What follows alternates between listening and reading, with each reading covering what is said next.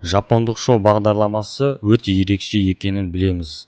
Ол біртүрлі және қауіпті. Мысалы, бұрын теледидардан Замок Такеши деген бағдарламада адамдар жолдағы кедергілерді жүгіріп өтетін. Бірақ Сасуна Дампашона деген шоу ерекше болған. Ол жерде адамдар танымал болу үшін өз денсаулықтарын ойынға тігетін. Африкадан Европаға жолаушы ретінде жету, қайық жасап елсіз аралдан қашу, немесе сенің жақсы көретін бейсбол командаң ұтса ғана тамақ жеу. Өкінішке орай, осының барлығы марафон призов деген бағдарламаның шығуына себеп болды. Негізі барлығы былай басталды. Бөлмеге 20 адам кіргізеді. Олар бастаушы комик, әзілқойлар. Солардың ішінен бір жеңімпазды таңдап алады. Тағдыр Тамаоки Хаматсу деген жігітті таңдайды. Продюсерлер оған сенің жолың болғыш екен, ол саған көмектеседі дейді. Оны кішкентай квартираға апарып, эксперимент бастайды. 98 жылдары Жапонияда экономикалық қиындықтар болатын. Товарларды шығару және өңдеу аз болатын. Осы проблеманы қалай да болсын шешу үшін мемлекетте әртүрлі акциялар, купондар ойнатылатын. Журналдар акциялар жайлы көп жазатын. Почти барлық нәрсені ұтып алуға мүмкін еді. Соған байланысты Тамаоки ұтып алған заттарға күн көруге болады ма деп тексергісі келеді. Ол техникаға, тамаққа және киім-кешекке байланысты еді. Оны бөлмеге қамап, шешіндіріп, қағаздарды толтыруға бұйырады. Ода мақсат болатын экспериментті аяқтау үшін. Ұтып алған заттарды бағасын қосқанда 1 миллион йен немесе 10 мың долларға жету керек. Ал енді бұл қалай екенін түсіндірейін.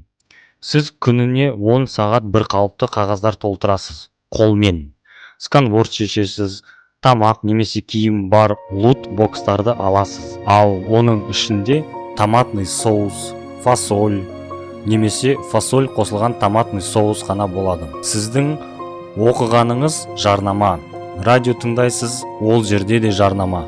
Телефон арқылы оператормен сөйлесу керек, тек жарнама туралы ғана сөйлесе аласыз. Сіз санузелдің көлемінде ғана болатын бөлмеге қамалғансыз. Жақындарыңызбен сөйлесе алмайсыз. Әлемде не болып жатқанын білмейсіз. Сізде гигиенаға арналған ештеңе жоқ, тамақ жоқ, көңіл көтеретін ештеңе жоқ. Сіздің қолыңыздан қағаз толтыру ғана келеді. Сізде кішігірім стол, телефон, радио, қағаз журналдар және жастық бар. Бұл бөлмеде басқа ештеңке жоқ. Осылай 1,5 жыл. Тамаокиның есімінен бастайық. Оған Нацуби деген атақ берілді. Неге? Продюсерлер жігітке қарап, оның түрі баклажанға ұқсайды екен дейді. Өмірінің соңына дейін оны баклажан деп атап кетеді. Нацуби аудармасы баклажан екен. Адамдар ұмытпас үшін әурет жерлерін баклажанмен жауып қояды. Осы бағдарламада оны бір ретте атымен атамайды екен. Айтып кеткендей, ең алдымен оған шешінуді бұйырады. Бұл шоуды қарасақ, Нацуби қатты ыңғайсызданатынын көреміз. Сөйтіп, эксперимент басталды. Алғашқы күндері бір нәрсе ұтып алу мақсатында жай ғана қағаздарды толтырып жүреді. Ол тамақты және киімді қатты қалайды. 3-4 күнде ол бірінші рет 12 қаптамада желе ұтып алады. Әрине, оны тез жеп қояды. Негізінде басында оған тамақ беретін. Тамақ беру әрине қатты айтылған сөз. Ол камерадағы пленканы күніне бірнеше рет ауыстырып тұрады. Кешке сол пленканы алып кету үшін арнайы адам келетін. Нацубидің айтуы бойынша алғашқы 2 апта оған нан беретін. Ал бірінші рет жеуге жарамды нәрсе ұтып алғанда оған нан бермейтін болды. Ол бір қап күріш ұтып алады. Әйтеуір нағыз тамақ. Бірақ оны пісіретін ештеңе жоқ. Ода газ плита бар еді. Бірақ ыдыстан тек қана таяқша ғана бар. Оның қарны аш, сол үшін күрішті шикідей жейді. Бұлай болмайтынын түсініп, жоқ, ол шоудан кетіп қалмайды. Ол желе тұрған қаптаманы жуып, ішіне күріш салып, су құйып, газдың жанына қояды. Оның қолынан келді.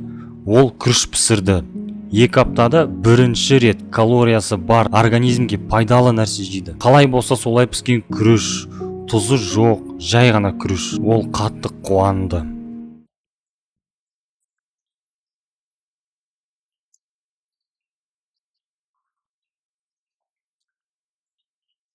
Насубиді қатты қинайтын ол аштық еді. Ол апталап тамақтанбайтын. Жолы болса күріштен ғана күн көретін.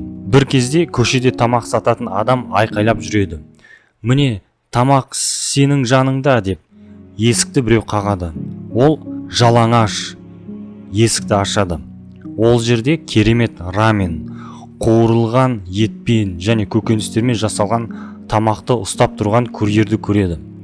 Оны Насубиге көрсетіп, иісімен есінен адастырып, 1700 йен сұрайды. Бұл байқұста ақша жоқ еді. Содан кейін курьер мекен жайды анықтап, кешірім сұрап кетіп қалады. Сөйтіп, оның аппетитін құртып, жалғыз күрішпен қалдырып кетеді. Бұндай жағдай бірнеше рет қайталанады. Конкурстағы ұтысты растау кезінде оған жайдан жай қоңырау шалатын. Телефонды тастай салып, немесе ағылшын тілін курстарын үйретуге ұсынатын. Бұның барлығы жай ғана сол байғұстың түрін көру үшін ғана. Ол комик қой. Ол әрқашанда сынақты көтеріңкі көңілмен жеңгісі келетін. Басында ол солай жүруге тырысты. Әр кезде есік қаққанда атып тұрып, жейтін бірдеңе күтетін. И оның жолы болды. Оған консервідегі спагетти келді. Бірақ спагетти пісіретін ештеңе болмады. Ал консерваны ашатын ештеңе жоқ. Сөйтіп Насуби шикі күрішті жей берді. Алғашқы айларда керемет ештеңе болмады. Ол тек қана 15 000 йен ұтып алды. Ішіндегі 2000 қағаз ақша. Пайдалы нәрседен гель для душа ұтып алды. Ол нато деген бұршақ, жейтін нәрселерден пиво мен ішетін балық, алюминий банкідегі саке және бутылкадағы жұмыртқа сакесін ұтып алады. Әрине, бұның барлығын сразу ішіп тастайды. Өйткені бөлмеде қамалған мас адам қамалған сау адамнан жақсы. Саке Насубиге қатты көмектеседі. Ол банканы жуып, кішкентай болса да ыдыс жасап алады. Күрішті де, спагеттини де жеу ыңғайлы болды. Ол өте қажет нәрсе ұтып алады. Ет. Ол оны от үстіне ұстап тұрып, қуырып дайындайды. Осыны қарап отырып, 2 айда жартылай қуырылған, не дәмі жоқ, не тұзы жоқ етті жеген адамды көрсем, көңілім босап кетеді. Бірақ ең бірінші күннен бастап ұтып алғысы келген нәрсе келгенде көңілім орныма түсті. Киім. Әуретін наконец-то жабу үшін. Оған киілген мисс Хитоми деген әйелдің үш киімі түседі. Ол киюге оны тырысты, бірақ қолынан келмеді.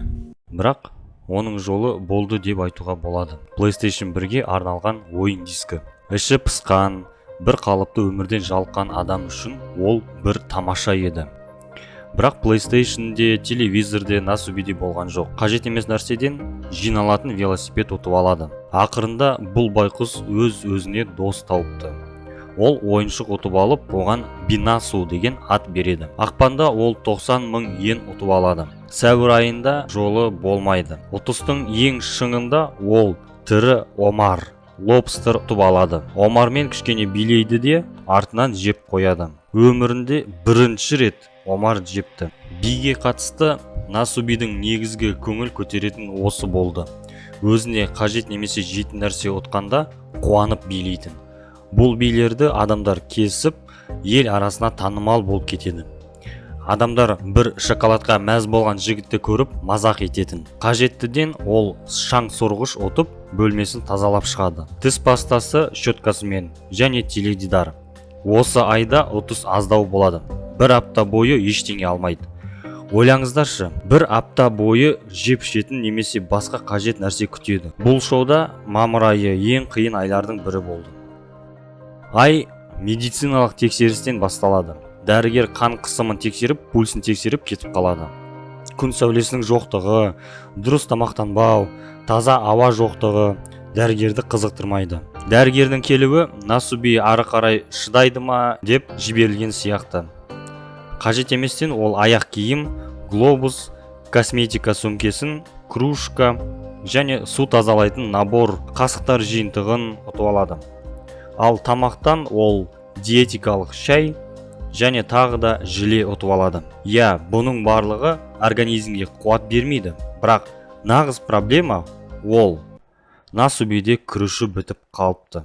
Біраз уақыт тамақтан тек қана су болады. 5-6 күн аш қалады. Ақырыс оған тамақ түседі. Итке арналған тамақ.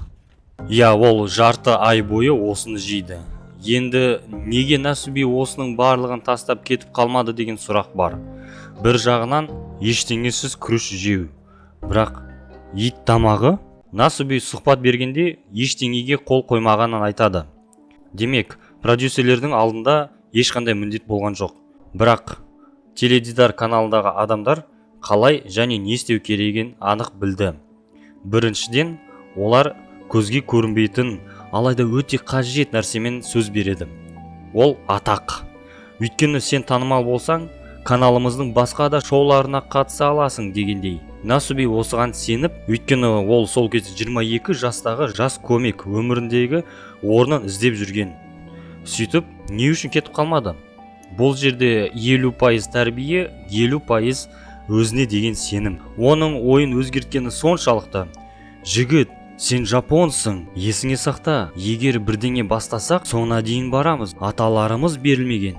Сен де берілме деп ойын өзгертеді. Насуби оқиғалардың барлығын дәптерге жазып жүреді. Продюсерлер дәптерді алып кетіп, ксерокопиядан өткізіп жарнамалайтын. Бұндай нәрселер негізінде автордың рұқсатымен жасалу керек. Оны былай істейді. Келісім шарт. Міне, қара, саған осыншама ақша береміз. Тек қол қоя салшы, ұсақ жазбаларды оқымай-ақ қой. Ал ол жерде не істесең де барлығы біздікі болады. Насуби деген товар маркасы тіркелді. Және ол да біздікі. Ары қарай сөздер өтпей қалса, келісім шарттағы ұсақ жазған сөздерді оқытып, қалаған уақытында кете бер. Бірақ кеткенің үшін осыншама штраф төлейсің, айыппұл саламыз. Сенің немерелерің де бізге жұмыс істеп, бірақ құтылады. Сол үшін Насуби кете алмады. Және ол жалаңаш еді. Көшеге осылай шыққысы да келмеді. Әйтеуір ол иттің тамағын жеп, аш қалғаннан кейін 10 килограмм күріш ұтып алады. Қолына ұстайды да жылап жібереді.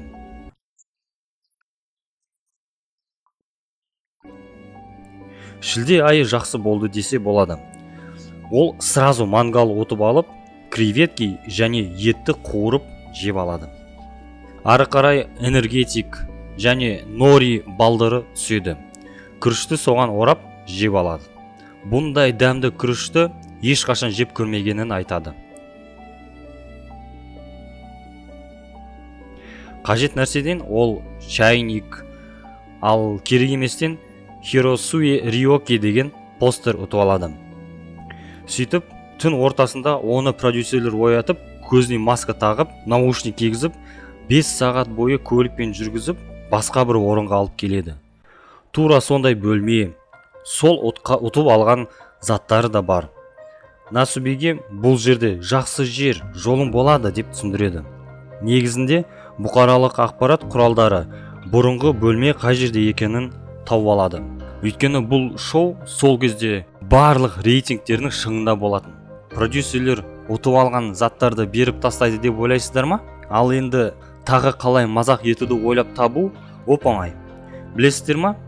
Неге бұл шоу бір жағынан телеарнада өте танымал? Телеарна компаниясының есігінің алдында кезектен көп адамдар жиналған шығар. Сол жарнама беру үшін. Айтып өткендей, елде экономикалық проблемалар болатын. Бизнесті көтеру керек қой. Енді қараңыздар, мемлекеттегі ең танымал шоу 17 миллион жапондықтар байқұс Насубидің сүйсініп тамақ жеп отырған көреді. Ямаочи жинағын желе, күріш пісіріп, рахаттанып жегені көріп, бұдан асқан қандай жарнама бар деп ойлайды. Негізінде бұл шоудың продюсері оңбаған. Осыны мақұлдаған телеканал басшылары сволочтар. Бұл жерде болып жатқан оқиға адамгершіліксіз. Осыған қарамастан олар өте ерекше проект жасап шығарыпты. Адамның қиналуына негізделген. Бөлмеден басқа камераны да ауыстырып тастапты. бұл камера цифровой камераға ауысады. Енді Насубиге камерадан пленканы ауыстырудың қажеті болмады. Цифровая камерада қандай ерекшелік бар екенін білесіздер ме? Ол бейнероликтерді тікелей эфирге көрсете алады, немесе ғаламторға салады.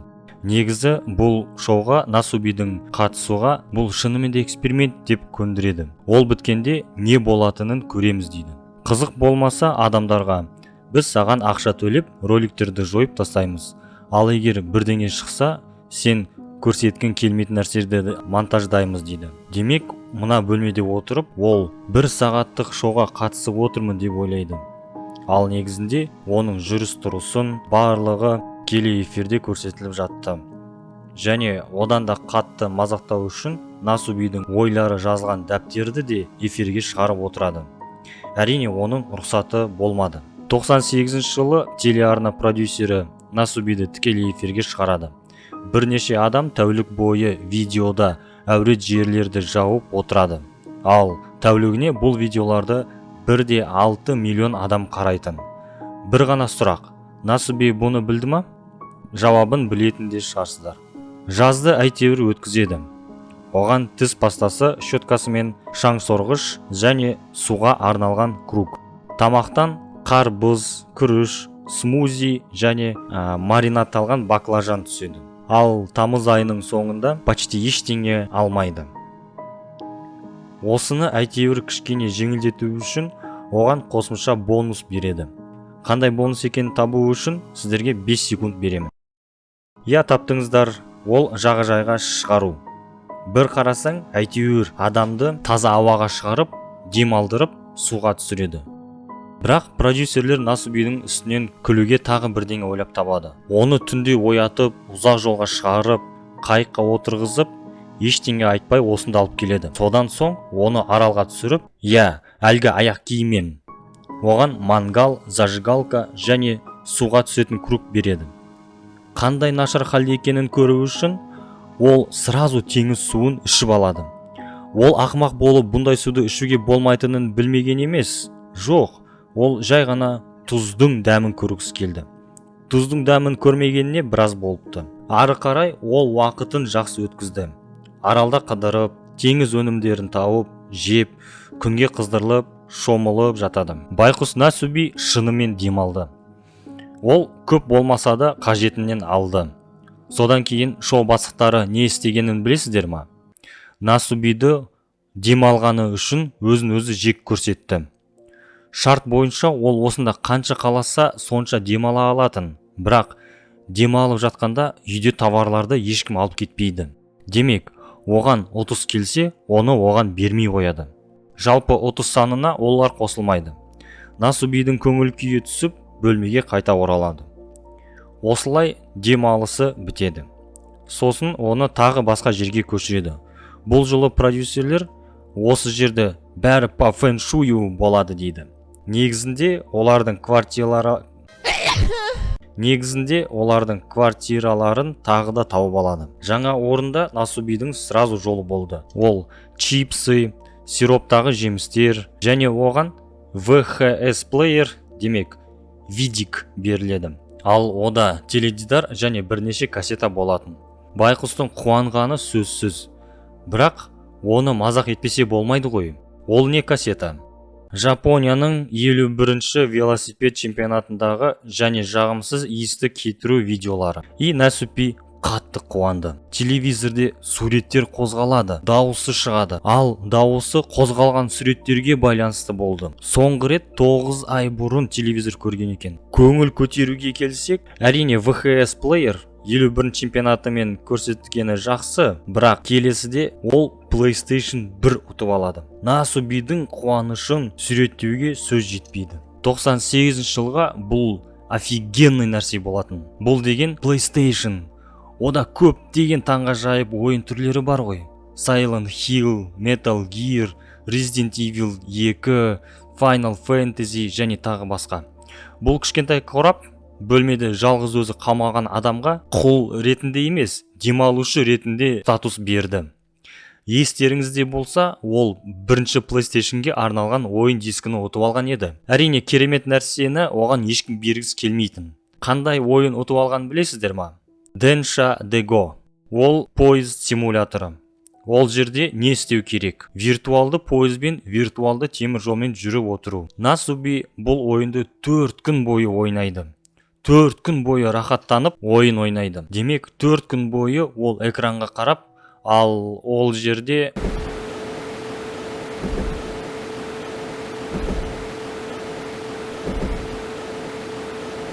бұл ойынды ойнағаны соншалық, ол өз-өзіне ойнауға тыйым салады.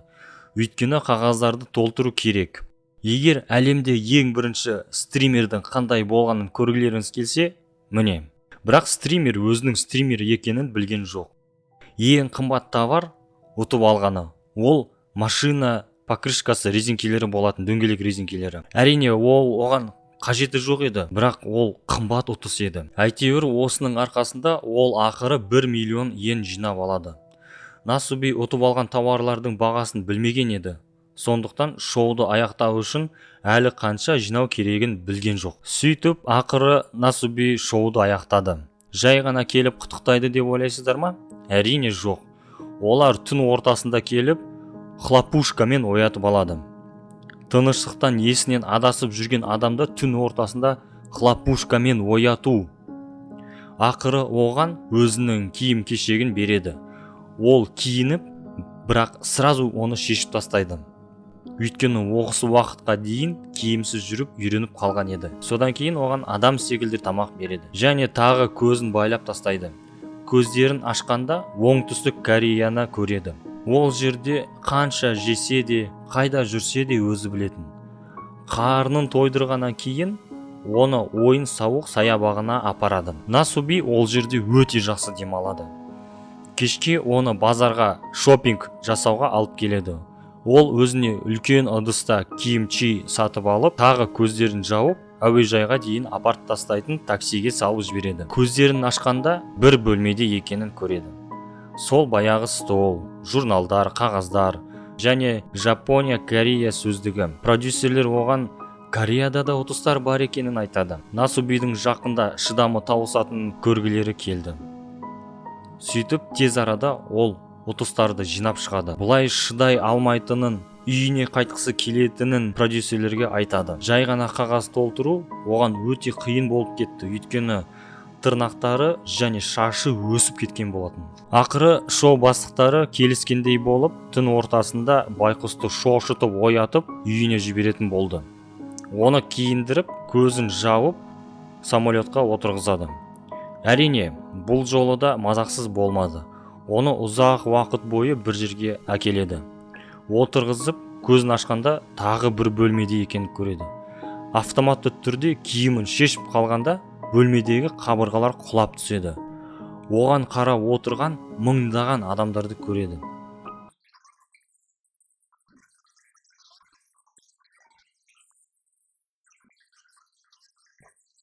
Насуби таң қалды деп айтқанша үндемей қойған дұрыс. Сразу оған барлық шындықты айта бастайды. Осы уақыт бойы оны теледидардан көрсеткендерін, 24-7 сағат тікелей эфирде болғанын, ол журнал беттерінде бар екенін, оның кітаптары рұқсатынсыз дүкендерде сатылып жатқаны, ол жеген рамен жарнама ретінде пайдаланғандары және тағы басқа. Міне, осындай қорқынышты болса да, шоу аяқталды. Әрине, Насубиге ақша төледі, бірақ соның арқасында тапқан ақшамен салыстырғанда, ол берілген ақша түкке тұрмайтын. Енді Насуби жүрегі өте кең адам екен.